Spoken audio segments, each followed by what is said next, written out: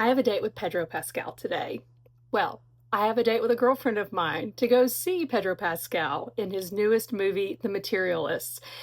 And while I am excited to see it, and I think it's going to be really good, it's also bringing up some really weird feelings in me. So I thought today we would continue my series on the special shades in Pat McGrath Labs' original Motherships, today playing with Divine Rose, and we would talk about some of those feelings. Maybe you have them too. So I hope this sounds good to you. If it does, let's get into applying some eyeshadow. All right, guys, my goal for today is to build a soft, easy, sort of romantic look using Pat McGrath Labs' Divine Rose. There's some absolutely beautiful shadows in here. I mean, if you like pink and gold, this is your kind of color story. So we are mainly focusing on the special shades in this series. So I am going to swatch those for you before we sort of get into applying makeup and story time. Let me just get those for special shades on my fingers, and they feel absolutely buttery, almost wet, and I have had this palette for a couple of years now. These are the 4 special shades from Divine Rose. I am going to try to use, I don't know, I think I'm going to try to use 3 of these today. Let's get into building this. What I'm saying right now is a quick and easy look. We'll see. We'll see how that goes. And I'm also somewhat limited today in terms of my tools because I desperately need to wash makeup brushes. So I have sort of picked through and found just, you know, a few clean brushes here. Okay, this one does have a little something on it, but that's not going to hurt anything. So I am going to use a great big fluffy Rephr 27 to pick up some of this shadow here, and then we are going to just whip that through the crease and start talking about this movie, The Materialists. I do not typically go see rom-coms. I'm not a big romantic movie fan, period. And I think it's because I don't do a lot of dating. I look at this film and I see someone who is older trying to date a younger woman, and it is bringing up in me this feeling that I am older than I think I am. Someone once told me that when we get older, we kind of always see ourselves as like how we were in our 30s, and I'm starting to wonder if that's true. I don't have a problem with getting older, but I don't know. I don't want to be seen as like a ma'am or out of the game, even though really I do not really date. Now that we've got this through the crease, really above the crease as a transition shade, I am going to pick up a Rephr 16, which is also a very large fluffy brush. And I am going to deepen this up just a little bit in the crease using this pink, which is also in Mothership 2. Tap, tap. Too much tapping. I think that part of what's weird for me is that, like, technically with Pedro Pascal being younger than me, it's like, wow, am I a cougar for being interested in Pedro Pascal? Like, I would never think that. Like, I would think that I would be seen as younger than him. And it just makes me wonder about how off my own view of myself is. And maybe I shouldn't care about that. Maybe, you know, it doesn't matter how anybody else sees me or how old anybody thinks I am. I don't know, guys. This is kind of what I'm talking about. Is I'm not really sure why this is creating anxiety in me. I'm a bit surprised by it. This is why I don't go see romantic comedies, because I don't like to think about dating. This video is just, it's going off the rails. It's hard for me to talk about this stuff. I am now going to grab this shade here. I applied blush, but this may actually be blushing now because this is some oversharing. We are going to go even deeper now in the outer corner, and I have a Rephr 01 Mini. Pick up a little bit of this deep brown. I want to be very careful here, guys. This is where it could really go dark and smoky. Could argue it's already gotten a little dark, but that's, God, it's kind of what happens, isn't it? It's like, are we talking about the eyeshadow look or this conversation about my dating life? So yeah, I am on one of the dating apps and I never go out there and look at the profiles unless somebody swipes that they like me. And then I almost immediately go, "Ugh," and just like swipe away. Because it just feels like too much work. And I don't even know how to fit dating into my life. I feel like I'm really busy between my job and my teenage son and my mom, who is getting older and having some health issues. And of course, I have, this channel that I really enjoy, and I don't want to give up my time producing content for YouTube. So it's like, where would somebody even fit into my life? I mean, so day to day, it's not something that I really think about or miss or long for. But if I stop and really think about it, then yeah, I do wish I had somebody special in my life. Maybe it's just the getting there. I wish I had somebody special in my life, but the idea of what you have to go through to get there is just like, oh, it's too much. It's too much. Okay. I am now going to pick up this duochrome shade here on my finger.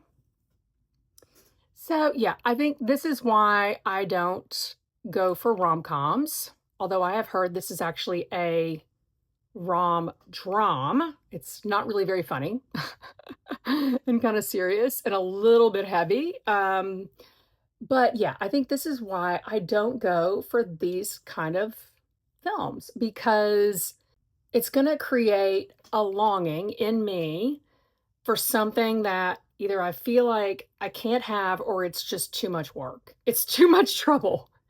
So I would rather like not long for that thing at all.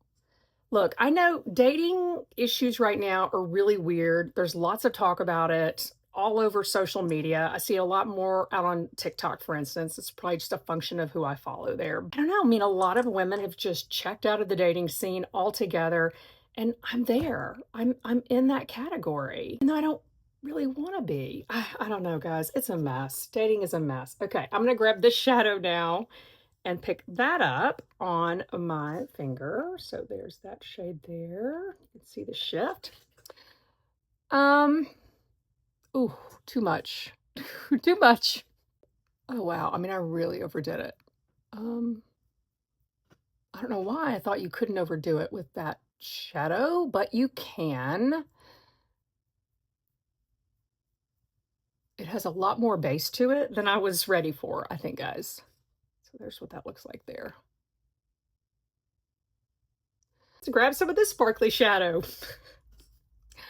And I am just gonna just dab this just a little bit right here in the center of my lid. And as I am just sort of slapping this on, because I am deeply uncomfortable talking about this part of my personal life, I am getting fallout all over the place.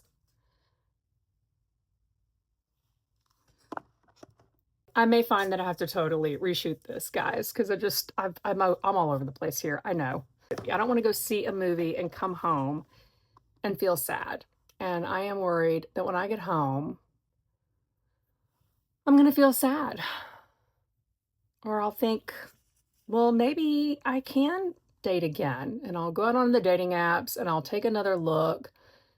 And again, within 5 seconds, I will say, forget that. I'm just adding some more of this duochrome that is the pink and the gold, because I feel like what I added to the inner corner really, really took over. I'm going to pick up some more of this super, super sparkly and just put that right at the lash line right there.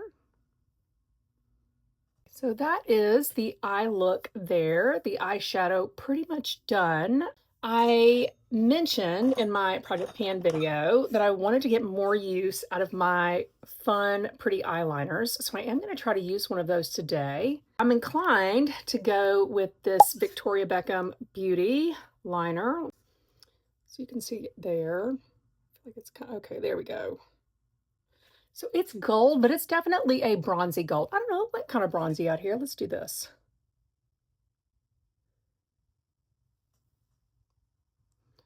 Put a little bit here. And then I am going to use the little smudger to try to smudge this out and kind of bring it over. Gosh, should I wear a waterproof mascara? I just thought of that.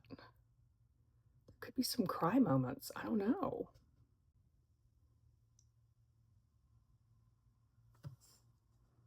Who knows what's going to happen when you block out the whole idea of dating and you go see a movie like this.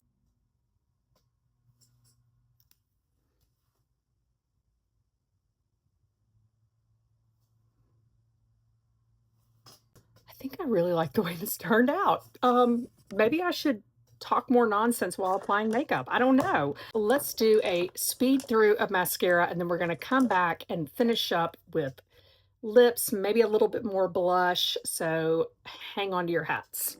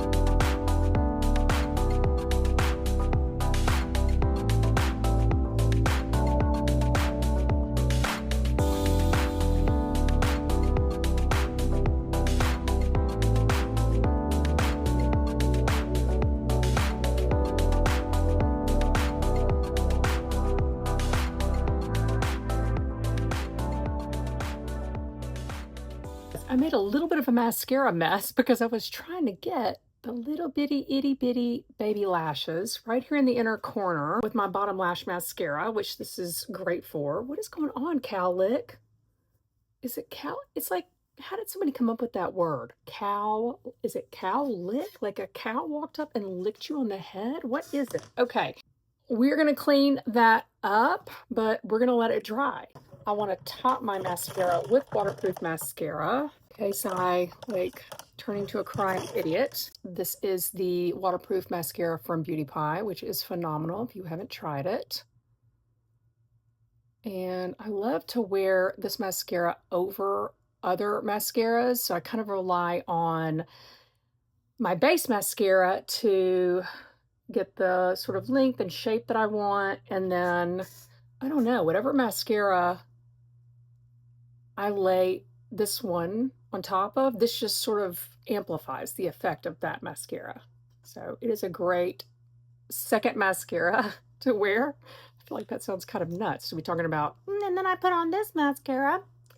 I'm using 3 different mascaras today, but I am. Okay, so I'm hoping that my little mascara boo-boo right there in the inner corner kind of dried. It's probably kind of hard to see, but I know it's there. So I am looking for a clean spoolie brush. And so now what I'm gonna do is attempt to sort of scrape it away with my spoolie. You never wanna do this while it's wet. You wait for your mascara to dry, and then you should be able to just sort of flick it away. See if I'm able to do that. It's pretty close to the lash line. There we go. Gotcha. Sometimes you can also do this with little glitter flakes, but I don't know. These are some pretty fine glitter particles. I do need to touch up the inner corner there since I made a mess and cleaned it up. So I'm going to grab this little brush from KJH Spectrum Collection and pick some of this shade up again. Just try to dot some of that in.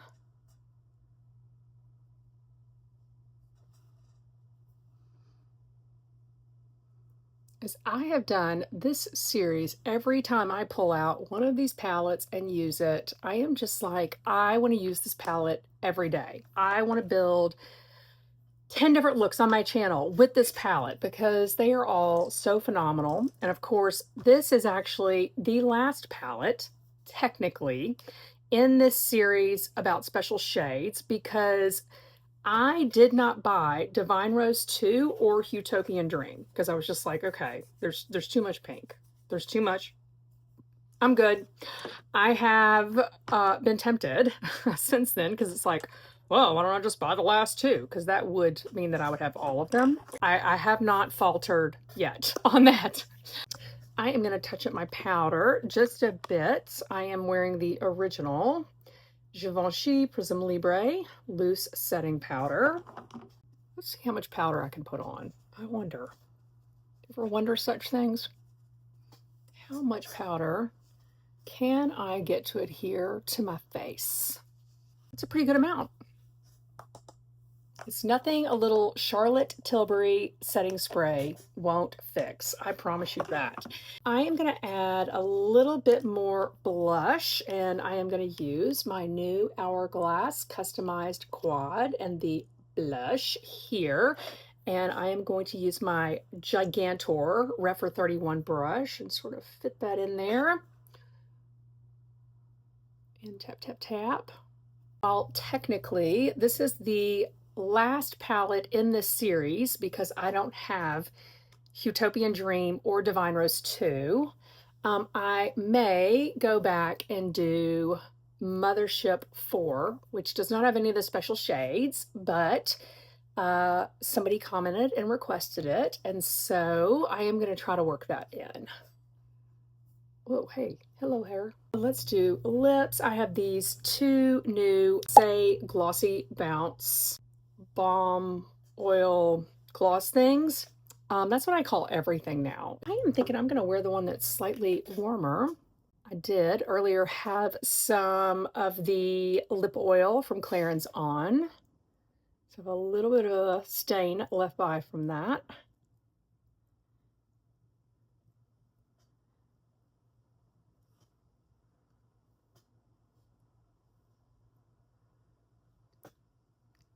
I've really been enjoying these though. I love Sate's products. I have many of their blushes,